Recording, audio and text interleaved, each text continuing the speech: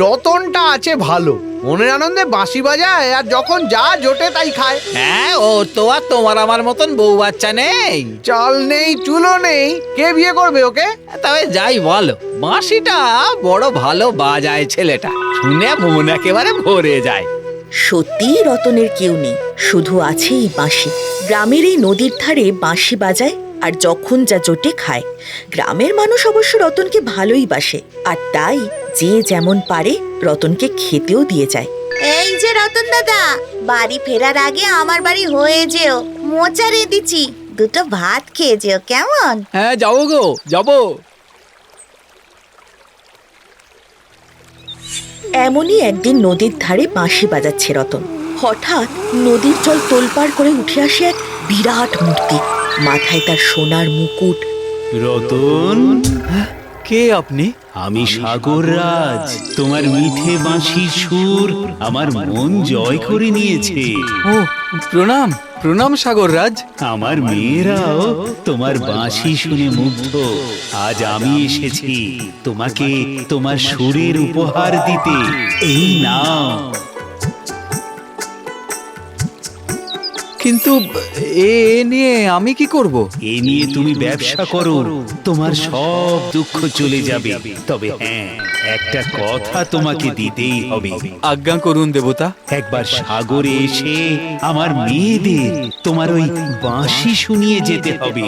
নিশ্চয়ই যাব, এ তো আমার পরম সৌভাগ্য। চলি। বাক্স হাতে নিয়ে হতবাক রতন ভাবে, এ কি সত্যি নাকি স্বপ্ন।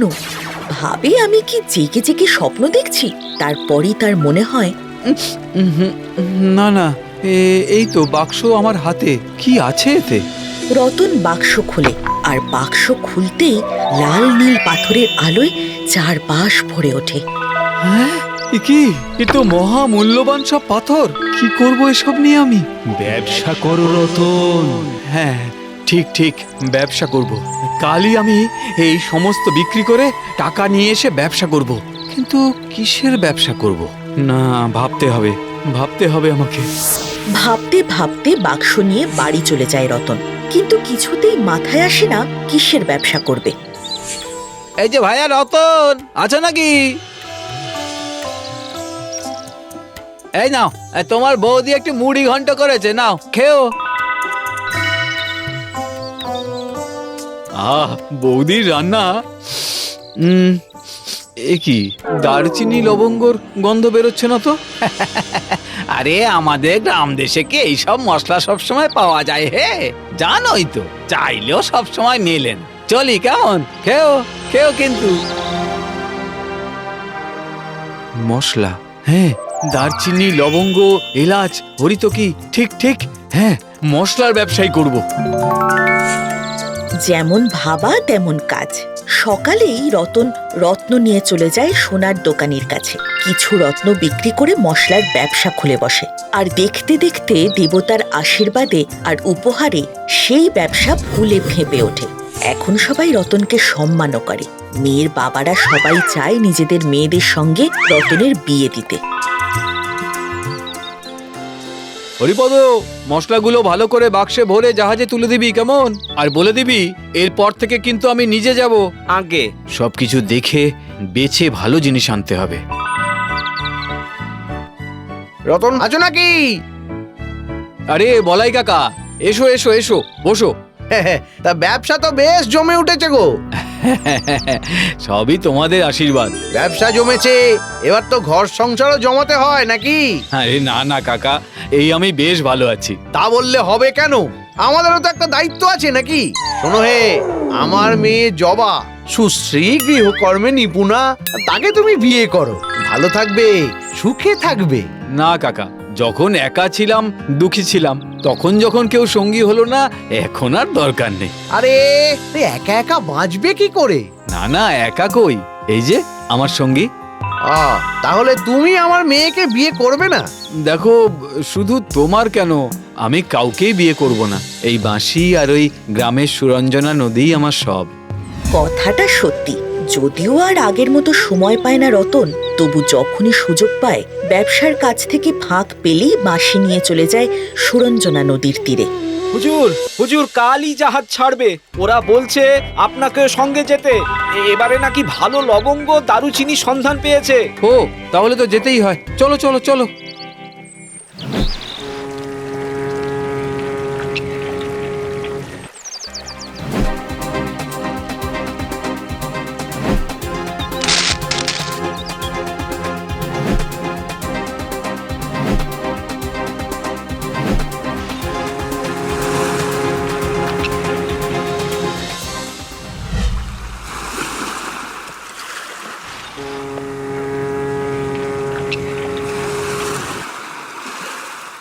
জাহাজ ভর্তি করে সমুদ্রপথে লবঙ্গ ও দারচিনি নিয়ে ফিরছে রতন।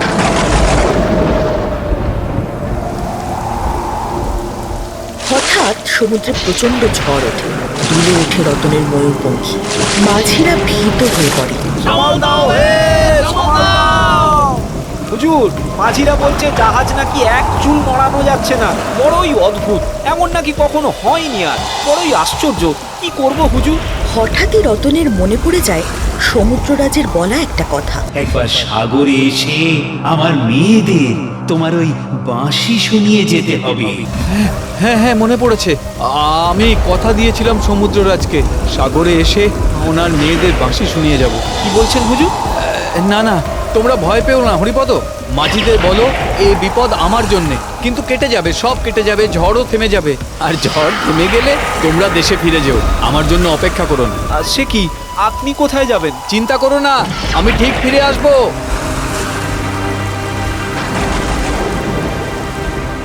এই বলেই বাঁশি হাতে সমুদ্রে ঝাঁপ দেয় রতন, আর সঙ্গে সঙ্গে অদ্ভুতভাবে সমুদ্রের ঝড় থেমে যায়, আর রতন ঢেউয়ের ধাক্কায় ধাক্কায় ভেসে চলে সেই সবুজ রাজ্যের দিকে।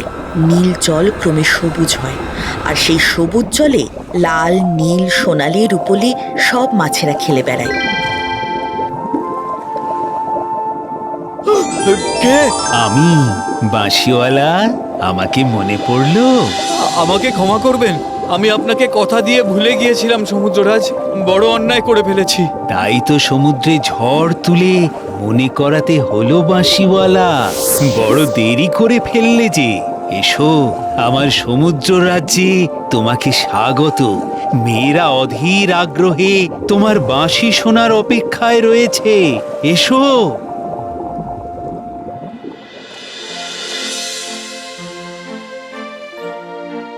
একে একে মাছেরা নানা খাবার এনে রাখলো রতনের সামনে। নাও নাও, খাও বাঁশিওয়ালা, খাও, তারপর শুনবো তোমার মধুর বাঁশি।